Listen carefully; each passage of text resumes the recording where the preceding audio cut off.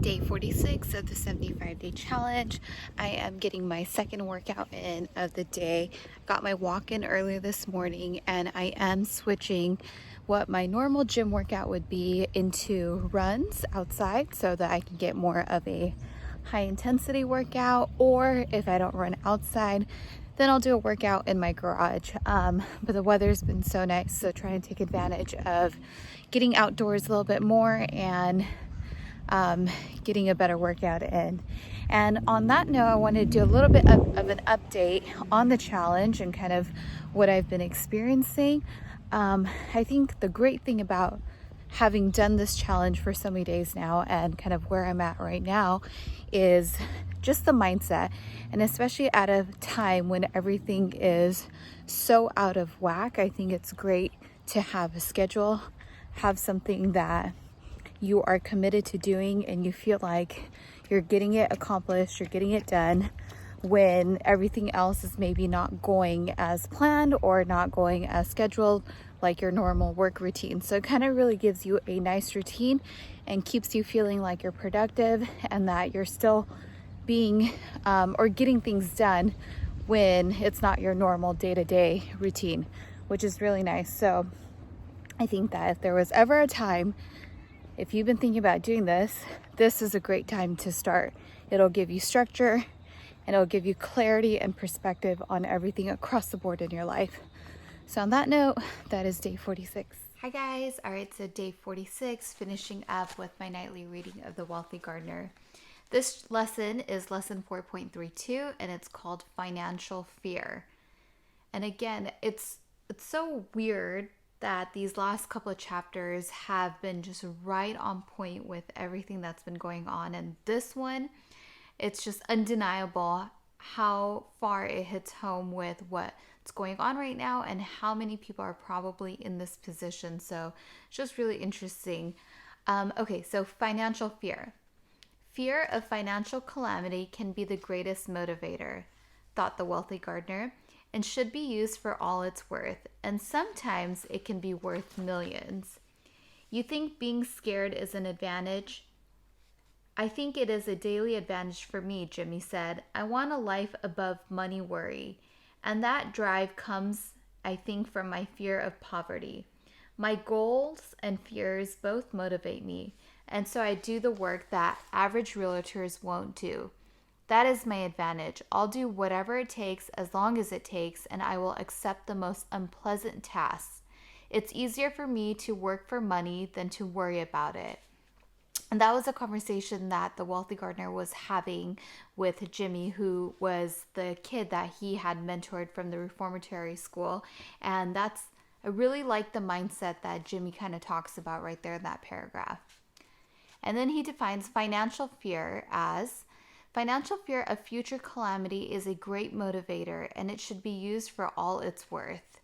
In success philosophy, it has been said that fear is an acronym that stands for false evidence appearing real. It reminds us that many things that cause our anxieties are not true threats, just imaginary ones. We must conquer our limiting fears to undertake bolder challenges.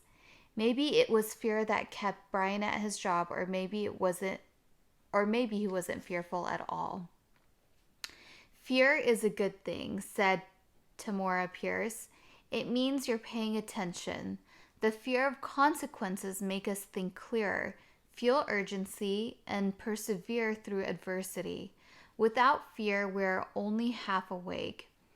In the struggling middle class, it's been said that fear has two acronyms, though both differ from the one previously mentioned. First, forget everything and run, or face everything and rise. Without the fear of calamity, people tend to procrastinate and make a lot of excuses. A motivating fear is the most useful tool to assure action. Fear makes us accept the inconveniences for our best efforts. It compels our daily sacrifices and sustained discomforts. Fear pushes us when we feel small in the face of our obstacles. Fear leads to spending less for luxuries and accumulating for security. Fear motivates. Comfort makes more prisoners than all jails combined, said Grant Cardone. Comfort imprisons us to live small, paycheck to paycheck, just above broke, with little savings or direction. We all have something to fear in the future, but only the strongest will face everything and rise. The life lesson, financial fear. I learned the things I fear may come to pass, but only if I don't face these fears and use them. So that's just, I find this chapter so interesting, and that it would come at a time where the entire world who is facing sort of the same experience with what's going on with this pandemic is living in the same type of fear. And it could be one or the other, as the two different acronyms describe. The first being forget everything and run, or face everything and rise. And I think kind of the unique thing is, if you look at it on a wide scale, let's just talk about America. It seems like everyone is facing everything and we're rising together, and everyone is really coming together to follow through on social distancing or staying at home and things of that nature.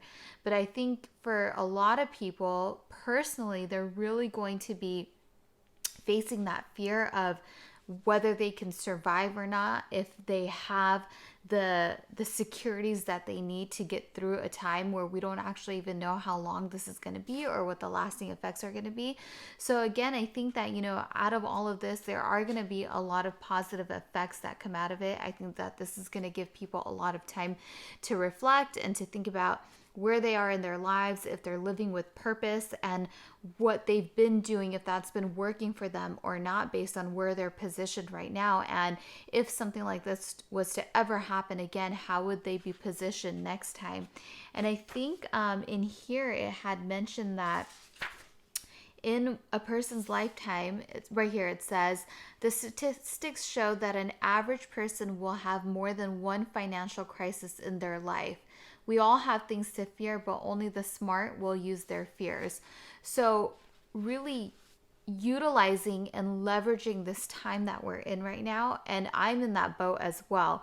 I'm definitely afraid of exactly not knowing exactly how this is going to pan out, or how long it's going to take, and ultimately what the effect is going to be on the business. And if this ends up determining that this business is not even viable, should you face a financial crisis for a couple months, So a lot of questions even going through my own head, and I'm super scared. And I think I mentioned in one of my previous videos that I started waking up at 5 a.m. and the very first thing that goes through my mind when I wake up is, oh my gosh, like I don't know what to think about what's going on. All I know is that I need to get up because I'm scared, and I need to put in the extra time and the extra work and make sure that I'm doing everything that is humanly possible to make any impact that this might have, if it's bad, to lessen the blow, and hopefully find a way to turn this around and make it into a very positive experience. So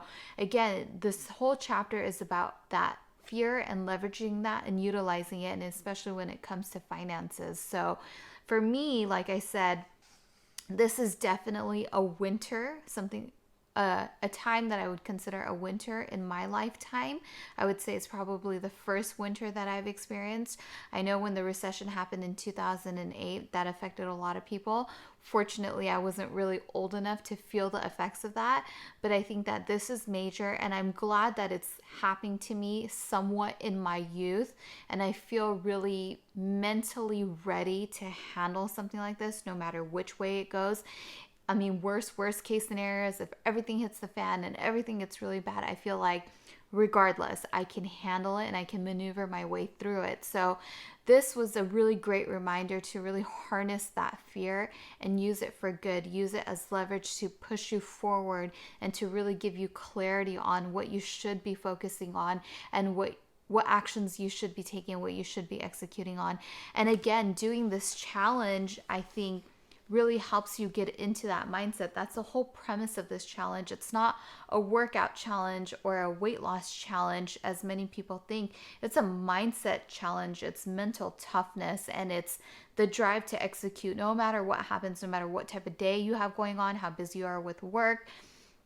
whatever it might be, you just have to get it done. It's life or death, you know?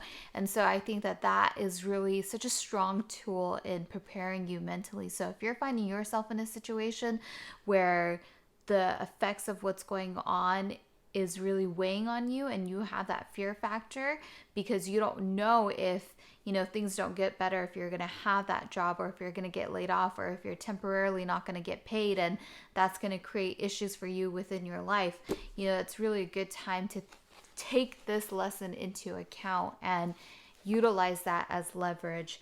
But again, just such a great book, The Wealthy Gardener by John Sfarrick. Links to the 75-day challenge as well as the book on Amazon is available in my description down below. And on that note, that is a wrap on day 46, I believe. All right, guys, everyone take care, stay healthy, and take this time to really see how you can progress in anything that's been on the back burner for you, that's been stuck on your mind. You know, all the shoulda, woulda, coulda stuff. You want to just really handle that right now. I have people in my own life, my sisters included, who already are like, oh my gosh, I'm so bored at home. I'm so bored at home from working at home, you know? And I don't relate to that because I'm trying to spin this moment and really utilize it to be productive and to get ahead in any way possible. So that would be my only advice or tip, is to do what everyone else isn't doing. You know, everyone else is bored. Everyone else is just trying to figure out how to navigate through their days and, you know, what seems like not being super productive. So do the opposite. Do the complete opposite for most people. And I think that will really help. All right, guys, that's my little rant on this. So I'm going to stop now. Take care. Good night. Bye, guys.